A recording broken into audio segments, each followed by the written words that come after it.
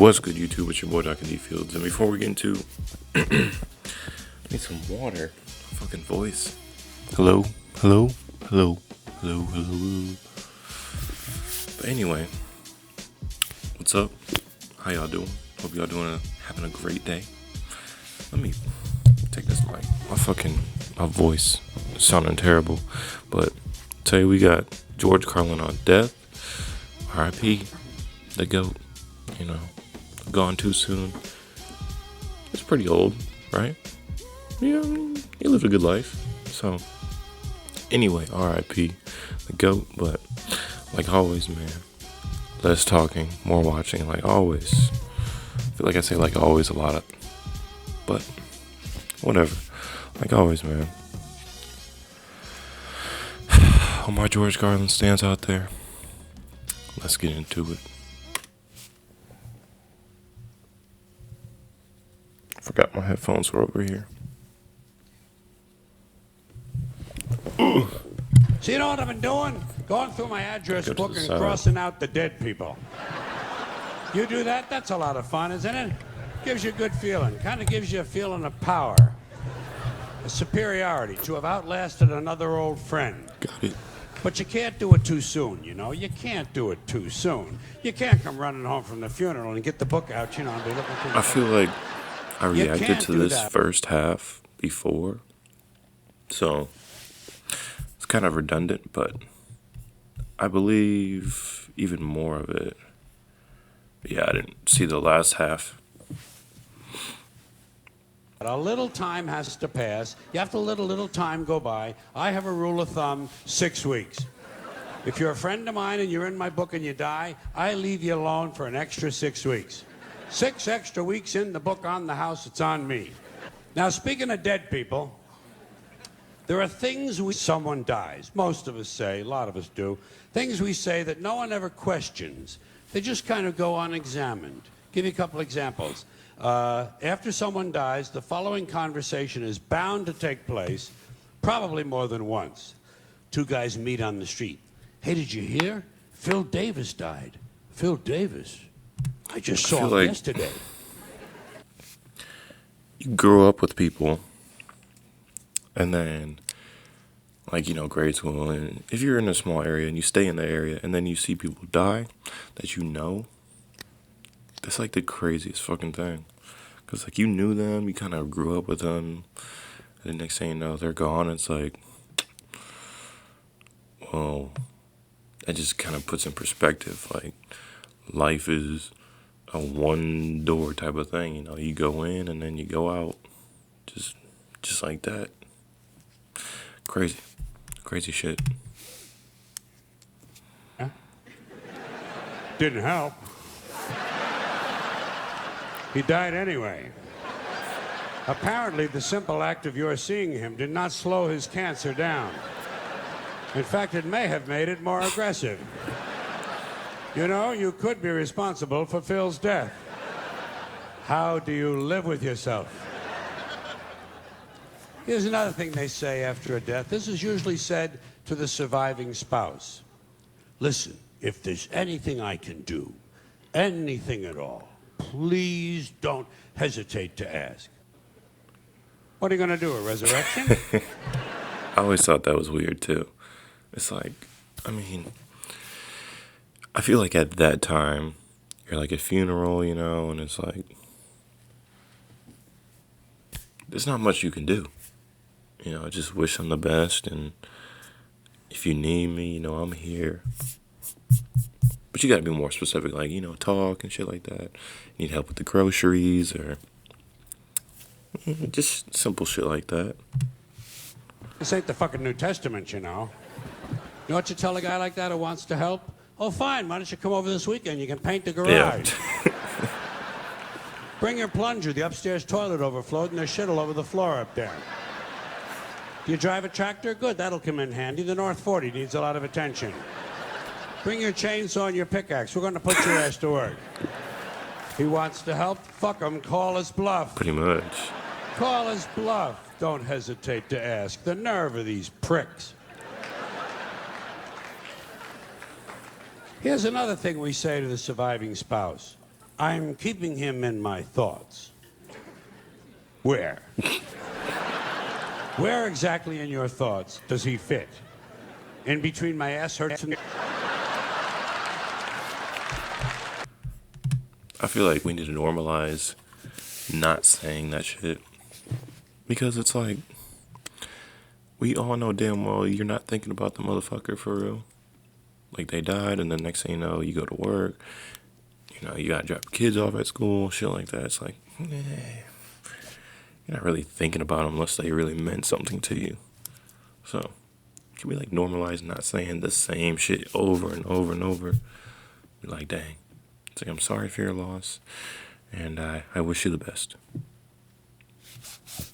That's it. That's polite, simple, you know, caring. Instead of just lying, you know. What are your priorities?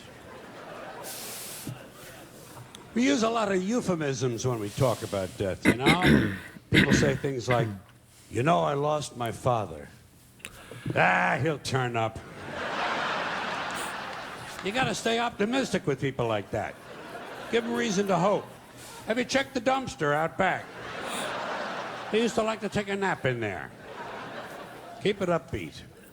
Now, there's something else that is said after a death, but this one involves belief, which is where I begin to have big problems. About to hit that religion. See how much time. Yeah. About to get real deep into religious beliefs. And I'm ready for it.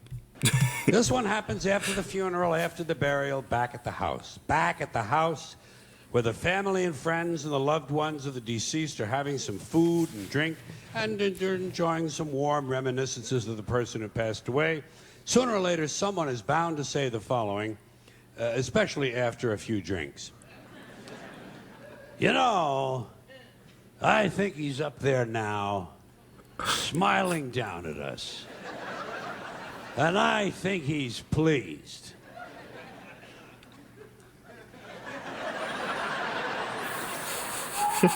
Now, first of all, Pull this chair there up. is no up there. Facts. For people to be smiling down from.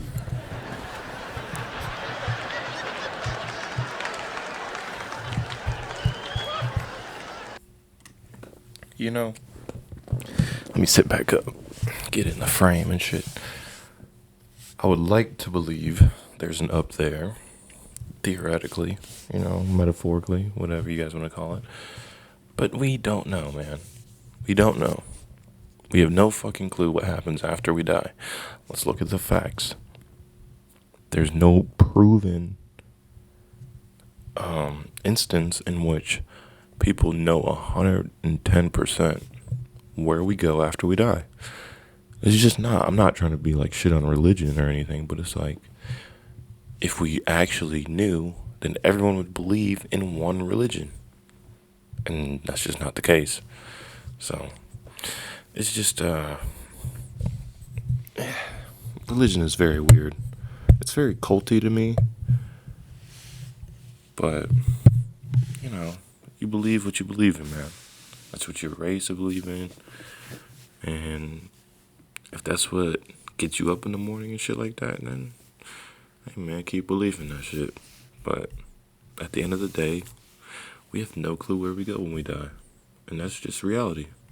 It's all right. It's okay. It's poetic, it's quaint, and I guess for superstitious people it provides a little comfort, but it doesn't exist. But if it did, and if someone did somehow survive death in a non-physical form, I personally think he'd be far too busy with other celestial activities than to be standing around paradise, smiling down.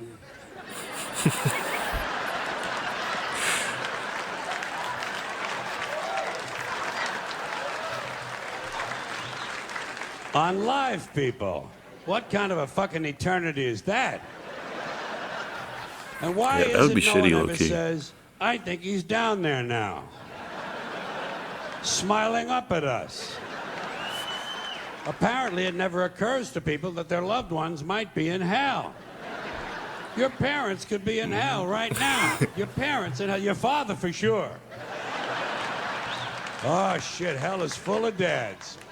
Full of dads. Even the ones who took you to the ball game. Just for beating the shit out of you once too often. And fucking the neighbor lady. And fucking the neighbor dog. What in the bestiality? No, but clear my throat. I ain't got no water. Fuck. But that's where it always got me.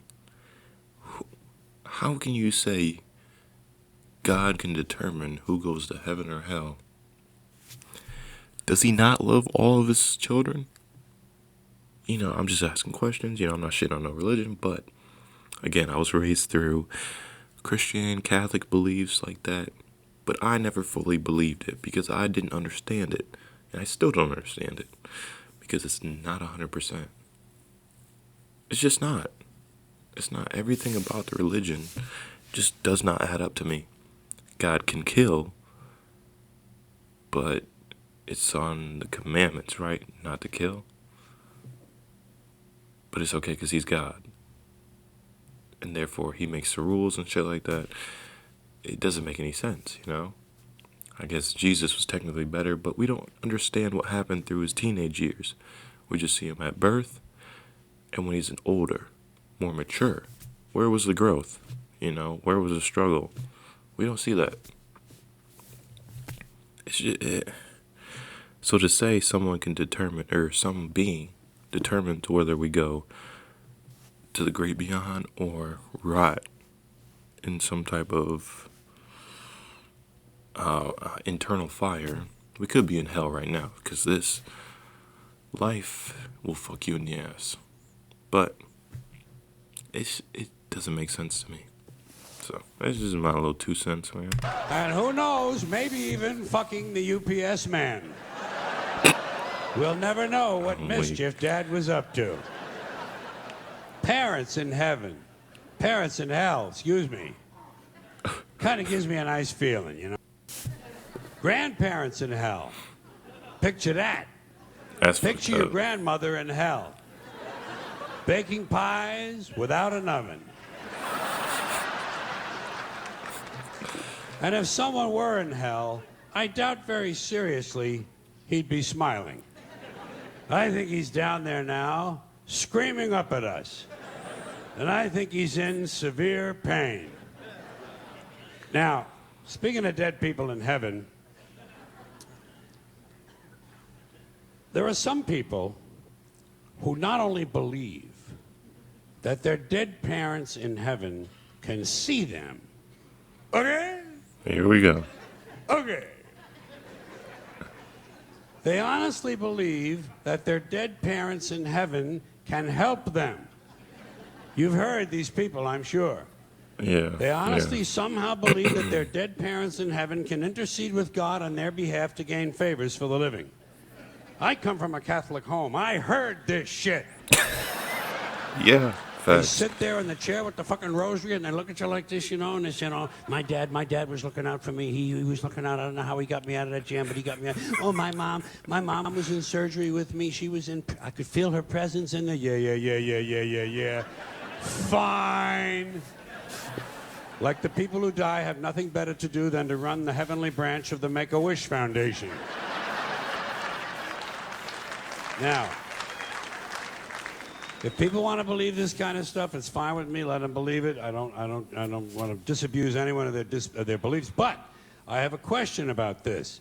A question that involves logic. Let's suppose it's true. Let's allow the proposition that somehow dead parents in heaven can help their living children. Fine.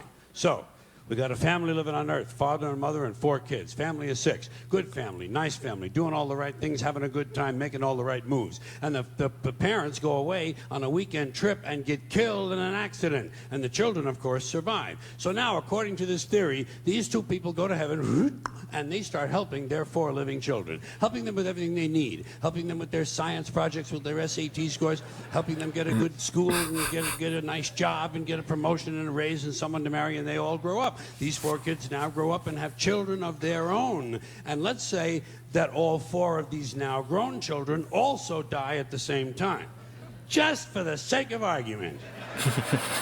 Let's say there's an explosion at Thanksgiving dinner. Damn. And these 4 die, but their children survive because they were seated at the children's table.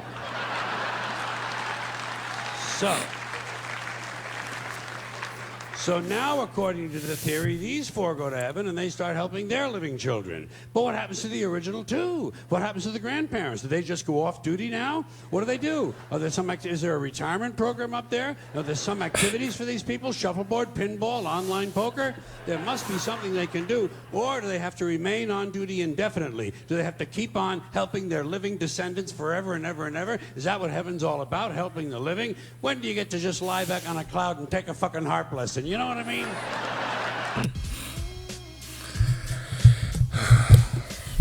He's not wrong. Not wrong at all. That shit, it just doesn't make sense. At least be consistent with the religion, It's just all a daze to me.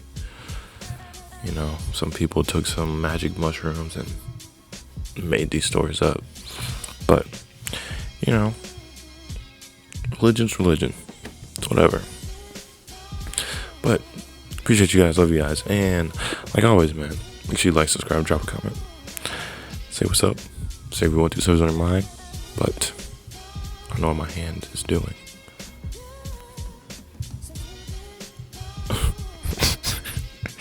But hey, appreciate y'all. And I'll see y'all later. Peace.